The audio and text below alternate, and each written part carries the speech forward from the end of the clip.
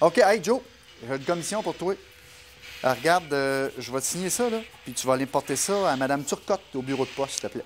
Merci bien. Ouais, les premières fois qu'on a parlé de Macamic, là, c'était autour des années 1911.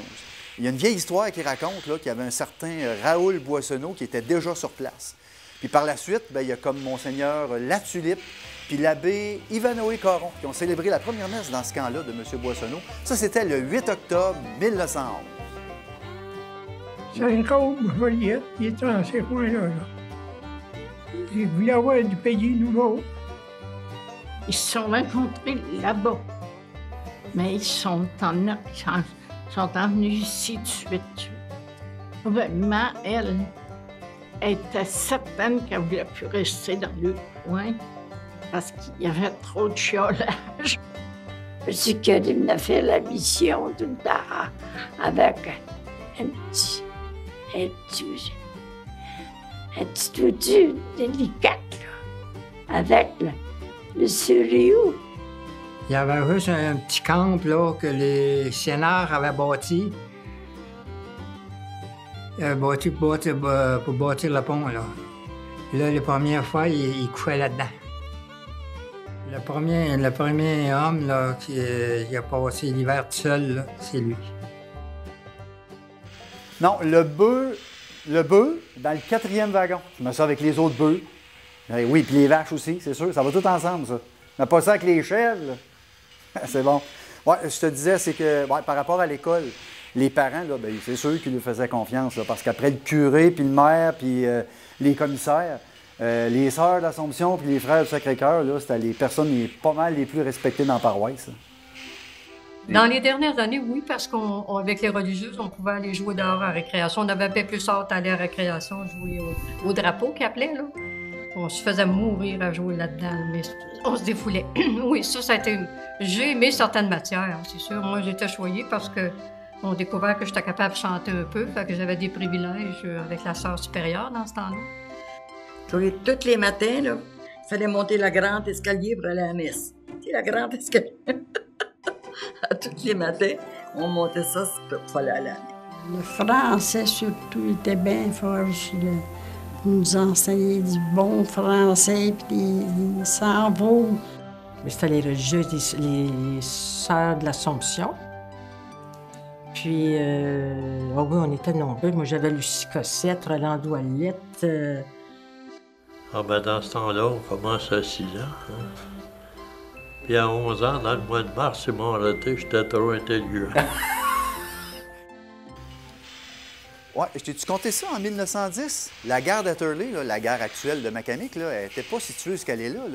Non, elle était comme à 5 km à l'ouest de Macamic, parce qu'il y avait un petit village qui s'était installé là à l'époque.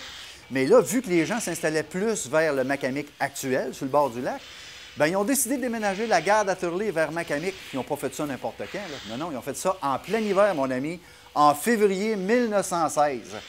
Joe, le bœuf, là, tu mets ça avec le wagon des bœufs, mais pas ça avec le wagon des chèvres, OK? Merci bien. Il y avait un petit village, là. Tu sais, il avait mis une gare, fait que... Puis ça, ben, moi, j'ai pas connu le monde de là, puis la gare était rendue à... Que je me rappelle, elle était rendue à Macamic. Mais l'emplacement était là.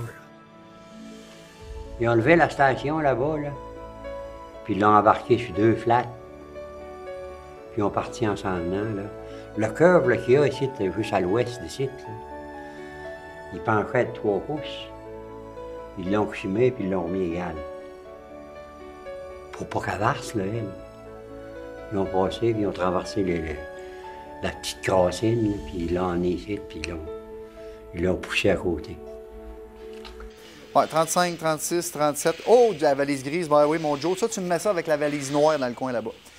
Ouais, la guerre de 1939, bien, Macamic y échappe pas, hein. Pendant qu'il y a une poignée d'hommes qui sont venus comme décorés, bien, il y en a d'autres qui se cachaient dans le bois. Hein? Joe, la valise grise avec la noire.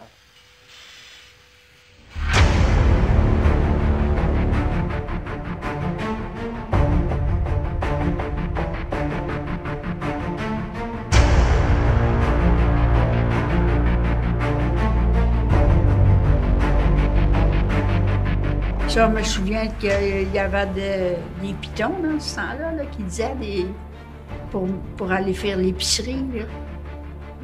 C'est des coupons qu'on donnait au magasin. On avait tant à payer pour un tel coupon. Je me souviens pas comment ça marchait. Un de mes frères, il était au front. Il s'est battu, tu sais, il voyait tuer du monde chaque bord de lui. Lui, il n'a jamais tué personne. Il a été prisonnier des Allemands. Il dit qu'il n'a pas été maltraité. Bien, Mazin, je te comprends, mais tu savais-tu que le curé Tremblay puis le député Émile Lesage, ils ont fait construire un immense centre hospitalier, là, on appelait ça un sanatorium, puis ça a pu combattre la tuberculose parce que c'était une grosse maladie dans les années 40-50. Puis ils ont inauguré justement ce sanatorium-là en septembre 1950. Puis quand même, recevoir le premier ministre du Québec, c'était important, puis ça avait donné beaucoup d'emplois, ça aussi, la construction, et puis autant les camionneurs que tout le monde autour, tu sais, ça avait été... et puis c'était important aussi, c'était la tuberculose qu'on voulait traiter dans le temps. Et puis c'était un gros gain pour chez nous. Oui, j'ai fait de la tuberculose rénale. J'ai rentré au centre, j'avais 20 ans. Parce que j'ai été à l'hôpital Notre-Dame, puis ils m'ont passé un examen, puis j'avais de quoi un rein, puis c'était un rein, puis... Il a dit, je vais t'envoyer 1 mois et demi au centre, puis il dit, tu vas revenir après te faire opérer. Je rentre, j'arrive chez nous, j'étais pas trop de bonne humeur, j'étais pas gai ben. Je rentre au centre, puis j'avais ma lettre, j'étais content. Harry dit au patient, on se parle, hein, puis... Ah, je dis, je sais pas plus qu'1 mois et demi. Il me regardait tout en regard, hein, parce que... Ils disent qu'à 3 mois, t'es pas défaussé. J'arrive là, ouais, puis j'ai une lettre, j'ai dit, je retourne ça de temps, j'ai dit, je sors ça d'1 mois et demi. Si on s'en parlait d'1 mois et demi. Ah, c'est sûr qu'il y en a qui ont resté toute leur vie à Macamic. Il y en a d'autres qui ont resté rien que quelques années. Il y en a qui sont nés ici. Il y en a d'autres qui se sont mariés. Mais je pense à ça. Toi, ça représente quoi pour toi, Macamic?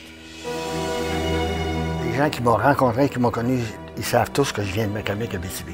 J'en suis très fier. Ben moi, j'ai dit toujours que c'était une belle place. Parce que j'ai parti d'ici que je suis revenu. C'est tous mes souvenirs, c'est ma vie. Ma vie de fille, ma vie de femme, ma vie de grand-mère. Le village de mon enfance, où j'ai grandi, où j'ai eu du fun, où... Je leur dis que c'est une belle ville. Je dis pas un village, c'est une ville, Macamic. On est bien à Macamic. Ouais. On veut mourir ici. C'est pas compliqué.